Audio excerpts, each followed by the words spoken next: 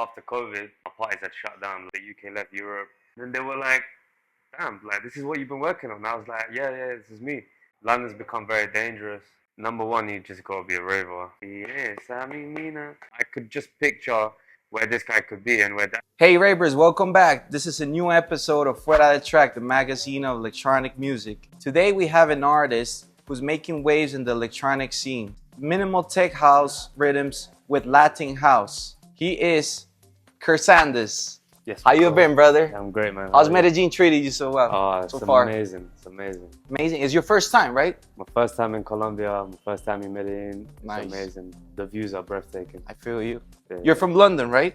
Yeah, I was actually born in Lisbon in Portugal. Okay.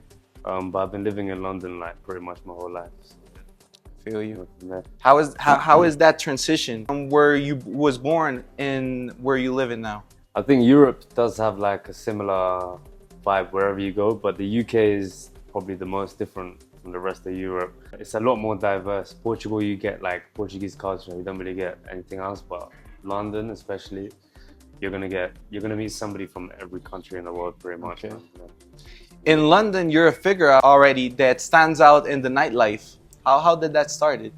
I wouldn't say I stand out so much because there's so many huge names that have come out of London. But I like to think in a specific niche, my name pops up here and there.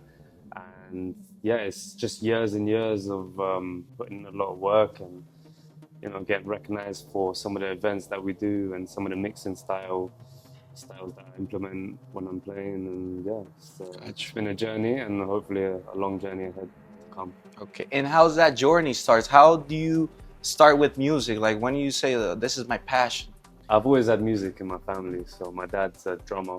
Okay. You know, and my granddad was one as well, even though I never met him.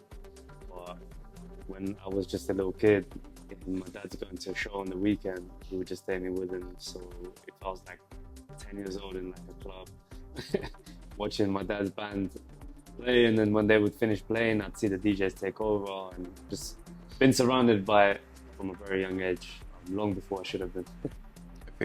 We were talking behind scenes, the reggaeton and the house music. How do you blend those together? I mean, it's very controversial because right. In the house scene, which I've very quickly realized, there's a strict rule, you know, to not mix the lyrics. Secret codes. Yeah, secret codes, like, because I think the tech scene, they want to remain very underground, which is understandable because they want to retain the vibe in the parties as well. So I can understand that. But because my name in the DJ scene in London predominantly is for reggaeton and dembow, Brazilian funk, that sort of Latin style. Right. When I was getting more and more into tech house, I can't help but hear all of those years of playing Latin music when I'm trying to remix tracks and when I'm playing tracks. I just want to implement it. So obviously at the moment, we've got some good guys on the team for my brand Groove Room, which is in partnership with a couple of people that I work with. And I think together, starting this year, we've dedicated ourselves to really get in the studio every week and implement some of the Latin sounds without it being too dominant in the sound.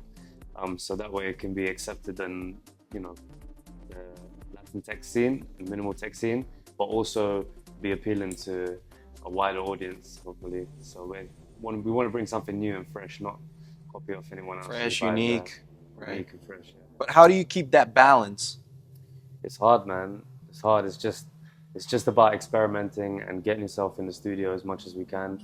I believe in the law of attraction, so just being in the studio every single week, experimenting with samples, and, you know, even getting some artists in sometimes can help. You know, you never know. It could just be like a little melody to complement the entire tech house track. It doesn't have to be dominant or anything, but I truly believe that the fusion can bring a new, fresh sound that people will be attracted to. For sure.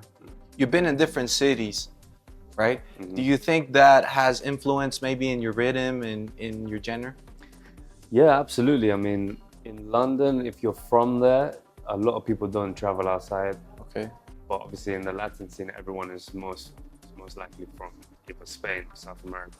So they've seen the world outside of it. But you really do need to, I wouldn't say you need to, but it's nice to travel and take in different cultures and different music and then take it back to your foundation sound, because London, as everybody knows, and England as a whole, has a lot of world-class artists in every genre. Some of the old school artists like the Beatles and stuff, you would think they're American, right? But they're from the UK. So there's definitely a sound that the UK produces that the whole world knows about. But traveling to different countries and bringing that knowledge, bringing that flavor back to the UK sound, you can create something unique from that. And yeah, it's definitely heavily influenced all the stuff that I play. And we know that it's your first time here in Colombia, Yeah. but so far, what maybe have you seen different in the electronic scene compared to London? There's tracks here that I've never heard before, like you can't find it, you know? And I think parties, as a DJ as well, and as a raver, that's something that the old generation had. That's something they had that we've never really experienced too much in the UK.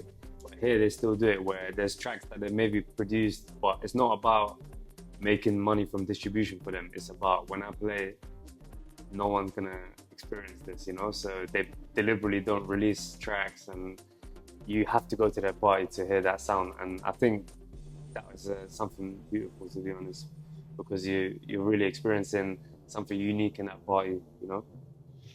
The electronic scene underground here in Colombia it seems it's growing, right? But in London, it's already established.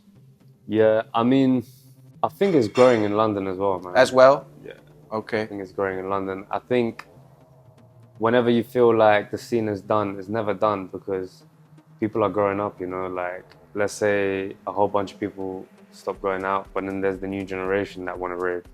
When you're from the age of 18 to 25, everyone's out. So I never like to look at it as it's already established. It can always grow, and there's always a new generation to take in your sound, and you should constantly keep developing. Here, obviously, because of the internet, I feel like people are noticing that there's a scene here, which is great. And the same thing in the UK, like people are noticing that there's a scene, but I don't think it's going to stop growing anytime soon. I think it's going to keep on growing, and we want to be a part of it. We want to be a part of that movement. You think people are getting into more underground music because they're getting tired of maybe the commercial music, or how's that works? I think I could agree with you to a certain extent. I feel like back in the day, there was the top tracks, and the labels, the major labels, would dictate the music that's being consumed, because unless you have like a record shop that gives you some exclusive tracks, which we did have basically in London, but then you need the money for it to buy the individual tracks and stuff. You're kind of stuck on listening to what's being fed to you. Whereas nowadays, because of Spotify, podcasts, Apple Music, YouTube, every individual artist can reach the world. So I think that's what's totally unique about this this generation that we live in. You were talking about the groove. Talk to me more about that. How did it start? Who are your co-workers, or who are the CEOs? Yeah, so the Groove Room is a really exciting project. It's exciting for a whole bunch of reasons. I'm gonna drop the club first. So Egg London is in like the top 5 or top 10 electronic music clubs in the UK. And I actually had a reggaeton, dembow, Brazilian funk party. It's a party I've been doing for years. It's called Latin Candy. Latin Candy. And as I was DJing for another party called Climax, they booked me over there, and I ended up meeting the owners of Egg and stuff, and I pitched it to them because after COVID, my parties had shut down, like took a major loss. The club that used to do it in closed down, they didn't survive.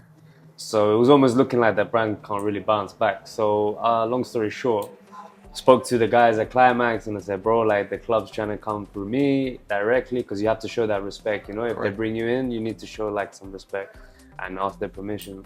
And they were cool with it, you know, so I said, fuck it, it's YouTube. You can be as wild as you want. I said, cool, let's do the party. And I just put all my cards that I have on my table. I put it in there, every asset that I have to my disposal. And we done a test party and experimented at Egg London in the main room, which is like 700 cap room, which is quite big for a London club. It is. And boom, packed party. And you know, because I DJ'd reggaeton for many years, the DJs that I hired to play with me are guys that I used to play with in other parties anyway. So we just had a good synergy between us, a good connection, the crowd loved it. And from that day, like, Latin Candy was leveled up and is in one of the best clubs. But when I done a Latin Candy party once, there was on New Year's Eve a few years ago, and I'd met so many DJs because I was working in Egg and there's so many floors, yeah? Right. So I'd met this electronic music DJ called Hysteria and became mates with him. And he texted me after I finished my set, like 5 in the morning. He texted me and he goes, bro, I can't be bothered to play the closing set. Do you want to come down and play? I was like, have you asked the owner? Because yeah, the owner said he's cool with it. Because I've been telling him for weeks I want to get involved in the electronic music. And he gave me the chance to play. So I went downstairs, I was in the top room, I went downstairs, put my USB in, and I played a house set in Egg, which was like incredible. And from there I was like, nah, this is my sound. Like, because I've been building all these tracks in my library that I wanted to play, but I never had the opportunity to play them. So when I played that set, I was like, yeah, this is me. And then not long after is when I started designing the concept for a groove room. And we brought in some guys like my friend DJ Tato. We've been in the studio with Pedro Villa as well. He's like another guy from London. And we're just, we're building the sound. It's not quite set in stone yet. We're being quite liquid with it. And we've got another party coming up where there's a little bit of like Afro house influence. Okay. So we're working with Egg together on that one. So yeah, we're developing a sound in the studio every week. And I'm the CEO of the brand, but I don't like to look at myself as a CEO because I know without the team, without like Tato and everyone in the team, I wouldn't be able to achieve half of what I've achieved in that brand. True. So yeah, it's really important to have a team CEO, that blends with you and has the same vibe and energy and the vision. Of course, absolutely. We're all CEOs in our different ways. I see. So low key, you were always planning that you were gonna end up playing minimal or tech house, right? Yeah, law of attraction. I was telling myself that that's what I want really nice. That's do, cool. And the opportunity presented itself to me. So now, for how many years you've been doing the Latin Candy? I started that brand like 8 years ago. 8 years ago. Yeah, a long time ago. Yeah. But London's gone through a lot of changes in that time, you know, like they left Europe, the UK left Europe, so the crowd changed and the rules changed in the area. Clubs started closing earlier. You know, there's only a few clubs left now, so it's been a journey. So London's become very dangerous. It used to be quite a safe place with a big scene, and it became very dangerous. People stopped coming out. Many people left. Then they left Europe. Brexit happened, so the UK is not part of Europe. Well, they're part of Europe, but not part of the EU, which is the European Union. So that means there's no freedom of movement between the countries. So in London, you would find so many French, Spanish, Italian, Portuguese, German. Now it's less of them. And it's imagine having like, I don't know, you can't go to LA. LA is not part of America anymore. Can you imagine? It's crazy. It would be crazy. It doesn't make sense, right? Not at all. Like America, LA is now Canada. and the rest of the country is separate. So you can't go, like you're from New York, you want to go LA for like a week, you can't. You have to get a visa. It's crazy, right? It's crazy. You can't move there if you want to work there. So I don't know why the people voted for that. But since that happened, it changed everything. And then COVID changed everything as well. But I can feel it coming back. People are starting to come back out. The new generation is eager to meet each other and stuff. So yeah. Cool. Do you feel that you have been influenced more for the Latin more than the European? Definitely. I never really felt too much of a connection to the UK sound in the sense where it's very aggressive. But then I used to think that, and then I was playing in my friend's wedding not long ago, and I played some UK sounds, and everyone was going crazy, and I was like, do you know what? It is still inside of me. I love it, but I do think that I like to spread more love than aggression in my parties. So there's something lovely and beautiful about the uniqueness of UK sound, but Back in the day, it was more love and, like garage and funky house. It was all about love. Now it's very heavy on the trap and the drill and all that stuff. And I never resonated with that sound. I resonate with sounds that spread positivity. So the Latin sounds, they're about love, they're about positivity, and that resonated with me. So Cool. I stuck with it, Yeah, I feel it. Yeah. You got it on You know you. what I'm saying? Yeah, for sure. You're also a producer. Yeah. Do you remember the first time when you started producing? And now what's the level you have? Do you remember maybe the track that you released about that time? Yeah, I'm gonna keep it 100. My production and my DJing skills is like night and day. Yeah. So like DJing, I've got probably the 10,000 hour behind my belt. So Right. I know like I can do what I do. Production, somebody might say, yeah, I'm good. But I'm around some really talented guys and some really musically gifted people that I don't really think the sound of like my level is at a level where I can say I'm ready to handle a whole project. Because at the moment, the reason the sounds are there is because I'm doing a lot of it, and then the team is getting involved and guiding me through it as well. But it's a work in progress. But I think this year there's a couple tracks that I had finished that I've got good feedback from the team as well. And I was nervous to play it to them because I was like, oh, when I played it, I was like, oh, by the way, this is not done and this is not. And they were like, shh, just play it. Just play it. And then they were like, damn, like this is what you've been working on. And I was like, yeah, this is me. And they were like, bro, like You're killing it. killing it, you're right. So, you should see some stuff from me real soon. The first track I released has been like 4 or 5 years now. It's trash. Like. But I wouldn't say it's trash. It's all right, but it's like, it's just like random sounds. Like it's not like a sound where you can hear that, this is him. Like the stuff I want to release, I want it eventually to be like, it's me behind the buttons. And that's very difficult to achieve. But I think some DJs out there, even someone like Pausa, for example, who's got a very unique sound. And it's not for everyone, but that he made the track. You can just hear it.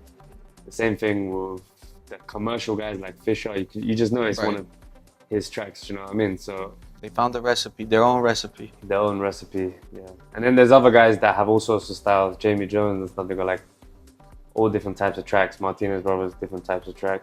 So it's not like that you have to do that, but that is something that I want to achieve one day, hopefully. You also curate events. Yeah, that's a big part of who How I does am. that work? Everybody talks about curating events, but how do you really do that? How do you get into that? I mean, number one, you just gotta be a raver. Okay. Yeah, it's like you gotta know your consumer, and you gotta be very open as well.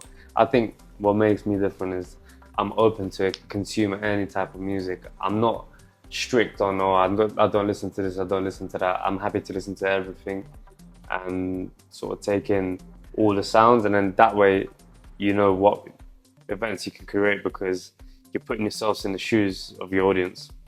You're known by your live sets. Everybody blows out there, has fun. How do you mentally and physically prepare for those kind of jigs? I think 90% of it is just being well rested, man. I swear, because when you're exhausted, there's nothing you can do. You don't hear the sounds. You're not in the vibe. So I think that's most of it. And I've always struggled with preparing a set because if I'm not in the zone when I'm preparing it, then I don't know. So I think the best thing is find yourself an environment that puts you in the best mood, and then take your laptop there and really dance when you're preparing the music. Like picture yourself, close your eyes, picture yourself on the dance floor in the DJ booth. Try and imagine like how it's gonna sound, which parts of the track you're gonna leave it until, I think there's a massive rush to show off your mixing skills, which I had a problem with for a long time. So it's something I've worked on a lot, to let the track play. You can use the effects and stuff in a mixer to create variation within the track, but at the same time, allow the track to show its best parts. and not be in a rush to mix it all the time. Other preparation would just be to just consume a lot of music. And I have like my Apple Watch, and I go like Shazam, like right there in the middle. I tap that shit, boom, and it's ready, you know? Ready. So anywhere I am, boom, Shazam. I'm giving away secrets here. I hope no one. I'm sure everyone does it on their phone anyway. You know right. Everybody does it on the phone. I got it on my Apple Watch. You know what I'm saying? So Sure. bang. As soon as Makes I it hear quicker. any song, yeah. I'm always listening, man. I think it's a curse sometimes because I can't even enjoy it. First, when I'm enjoying a song, the first thing I'm doing is trying to Shazam it. But that's how you do it. That's how you get like a massive library of music. Probably you enjoy when you share that music that you didn't know with other people. Yeah. It's probably when you get like fulfilled with it. Yeah. And people come and say, "What's this? Where did you like what? Who's it?" I was like, "Yo, it's not on Spotify, yo. Like, it's like you gotta come to the party to listen to this." Exactly. You know what I'm saying? Yeah, So good. What's coming now for Groove Room? What are we expecting from it? I would say expect a very unique sound. I think Fresh. yeah, like we made a deal between us that we're gonna go every single week to the studio without fail. Doesn't matter, and we're gonna pay for the time on rotation. Okay. And we've got an aim of 100 tracks this year Ooh. to complete it. And you know, even if we get half of that, it's still something. But the fact that we're there every week, I said, guys, no excuses. You know, we have to make it. And right now, I'm the only one that's flopped because I'm in Colombia. Cool. But they're still going every Monday. You know, so with Groove Room, expect a unique sound, and we got a big event coming up on the 29th of March in Egg. And we got a special guest DJ coming from Belgium, but he's an Afro House DJ. His name's Hamza, and we're working in partnership with Egg on that one. So that sound is like Afro House, and we're minimal tech. But we've seen, you know, situations where it's like Martinez Brothers and Black Coffee have done a collaboration party before in Ibiza. So it's not impossible. So we've just been working on the set for that, and we've got two guys coming over from Ibiza for that set, and then we've got me and my two boys Tato and Pedro for the opening on that night. So that's the first thing you can expect from Groove Room. And going forward, this is like a teaser and warm up for the sound, and going forward we're gonna have like a big party, and maybe we'll do some rooftop stuff in the summer as well in London. So yeah, it's like there's a lot of people behind it, and there's a lot of motivation because everyone is really excited to share the sound. Right. So yeah, big things from Groove Room, definitely. Cool. So, yeah. The industry is very competitive, and the music is going faster than the time. What a track needs to be, or what a track needs to become unique? When you're sticking with a genre, your track is just essentially a different version of a groove, if that makes sense. But I think because of the internet, samples that you use and like groove percussion samples and groove samples that you're using is usually from the same pool of sounds that everyone else is using. So if you really want to stand out with your sound, you gotta create something original, and that's either going to be through somebody playing live instruments, or you're adding your own unique vocals in the studio, or you're finding some cassettes and old records that you can rip some samples out of, or just play those samples raw, you know? We always try to keep the bass lines organic, like we don't try to use samples for that, because that's the most commonly used sample is with the bass lines. It's easy to throw in loads of layers of perks, sample perks, Latin house perks, Miami perks. Everyone uses those sounds. So if you can get the right samples for the individual drums and the individual percussion, and then play it yourself, you're going to be able to create a unique groove that's different from the stuff everyone else is using.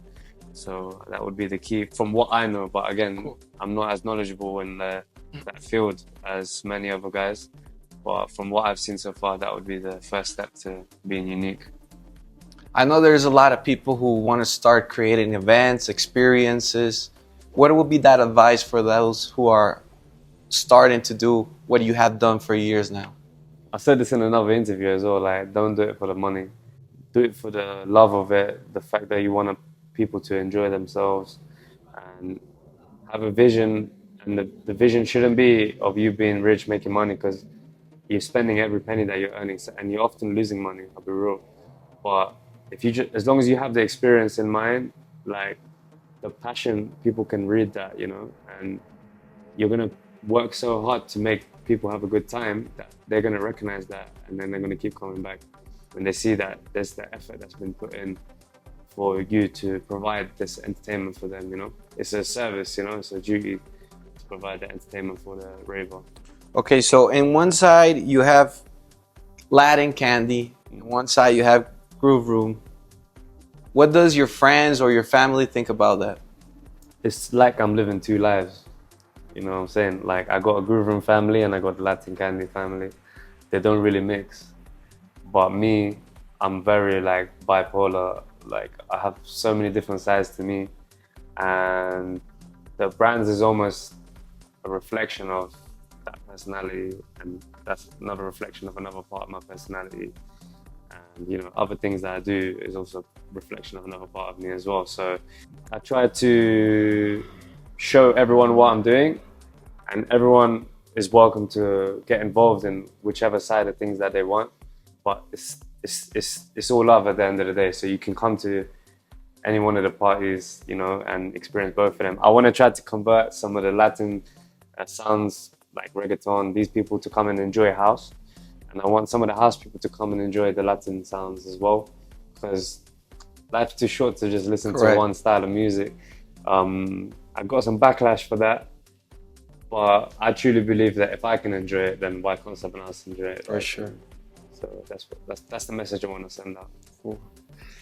Do you like cumbia, salsa, merengue, like those Latin sounds?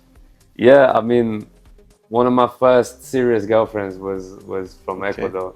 So we spent like a lot of years together. So obviously I would listen to a lot of that sound.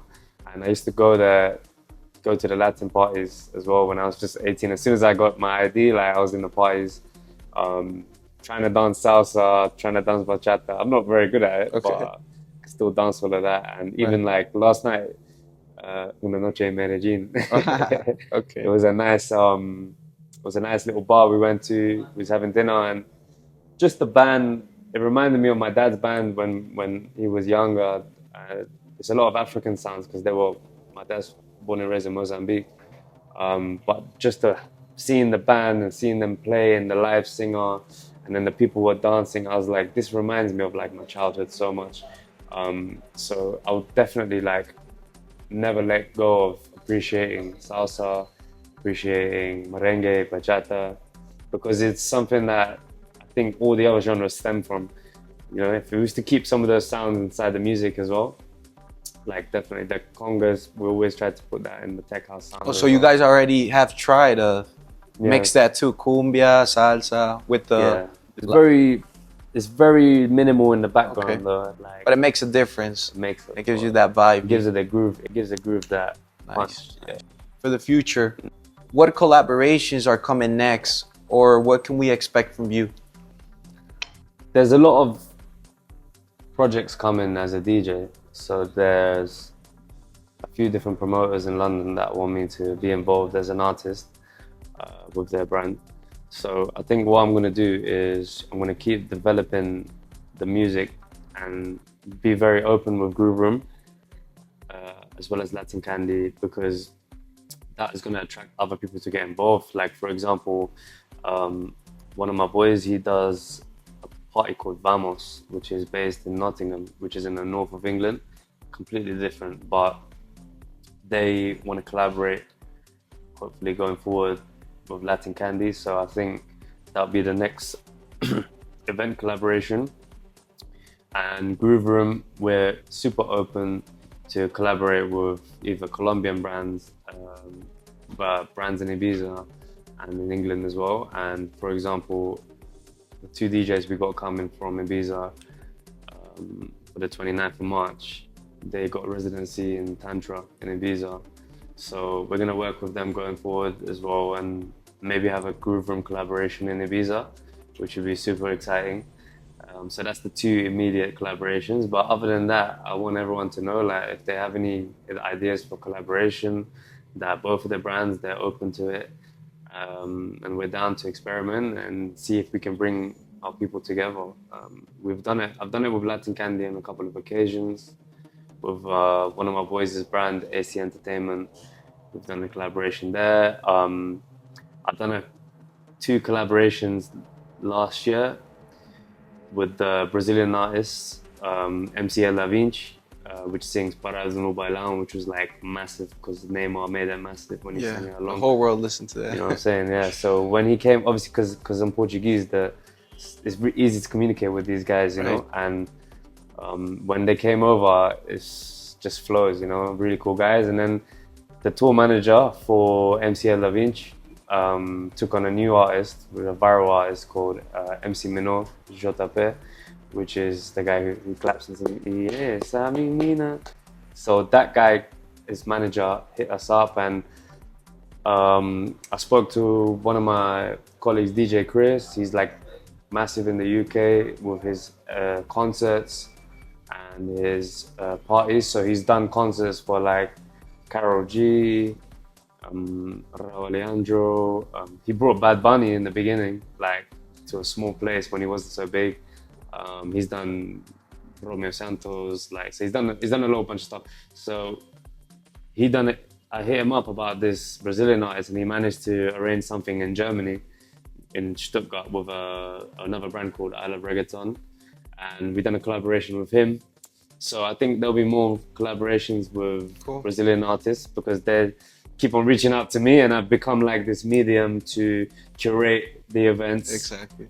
And I didn't know I had that skill, because I could just picture where this guy could be and where that guy could be, and I just knew it would sell out. And it's like I wasn't confident in that decision in myself before, but now doing it twice, I just know, like, if the artist is gonna sell something, I can feel it, and I just sell the shit out of it. I'm like, guys, trust me, this is gonna work. And sometimes they listen to me, and when they do, then I'll make something amazing happen. So yeah. Nice.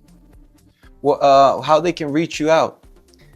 Do you know what? With those Brazilian artists, they just found me, bro. They found me. They found Latin Candy organically. They found my profile. So, you know, sometimes when you're trying to make it in your events or as an artist, like, your followers get stuck. Like, I've been stuck on like 10K for like a long time. It's not really growing there, but it's growing like 10 people every week. And the right people. A little bit, but it's the right people. Because one of those 10 guys or 20 guys is the tour manager for these guys, and they found me, they hit me up, and we made it happen. Cool. You know, you got to risk a lot of your capital as well. Like, everything I do is a high risk of it going wrong, but no risk, no reward. So just got to keep going, man. What have you liked the most so far from Medellin? You know what? It was the view, man. I came out of the tunnel. There's a tunnel, obviously, you know, when you come out of the airport and you're just in darkness for like 7 minutes. And boom, you see light. It's like the light at the end of the tunnel. And I had to stop the conversation. I was having to just like take in the views. It's like a mountainous valley. I haven't seen anything like it. You can see it in photos, but it doesn't compare to the real thing. Like, it's amazing. Yeah. That's number one. And then number two, obviously the culture. The sounds, you can walk into any bar and hear amazing salsa, merengue, bachata, house, tech, reggaeton. It's full of flavor. Yeah. Cool.